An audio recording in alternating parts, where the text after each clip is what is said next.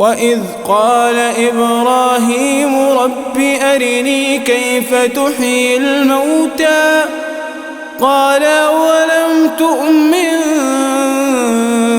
قال بلى ولكن ليطمئن قلبي قال فخذ 4 من الطير فصرهن إليك ثم اجعل على كل جبل منهن جزءا. أعوذ بالله من الشيطان الرجيم. بسم الله الرحمن الرحيم.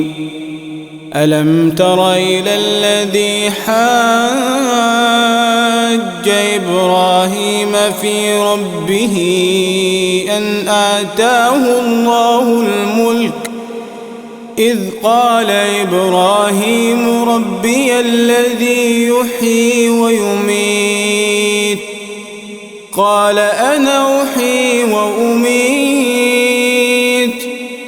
قال إبراهيم فإن الله يأتي بالشمس من المشرق فأت بها من المغرب فبهت الذي كفر والله لا يهدي القوم الظالمين.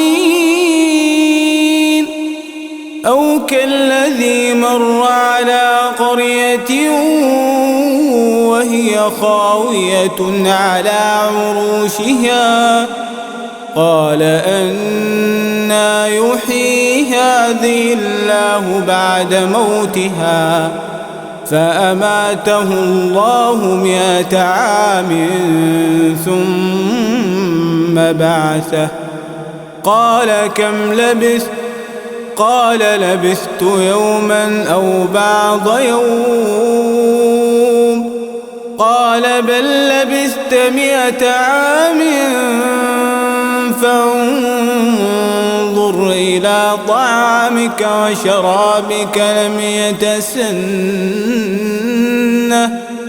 وانظر إلى حمارك ولنجعلك آية للناس وانظر إلى العظام كيف ننشزها ثم نكسوها لحما فلما تبين له قال أعلم أن الله على كل شيء قدير.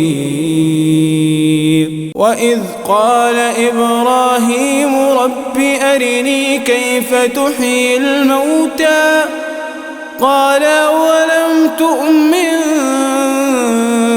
قال بلى ولكن ليطمئن قلبي قال فخذ 4 من الطير فصرهن إليك ثم اجعل على كل جبل منهن جزءا ثم اجعل على كل جبل منهن جزءا ثم ادعهن يأتينك سعيا واعلم أن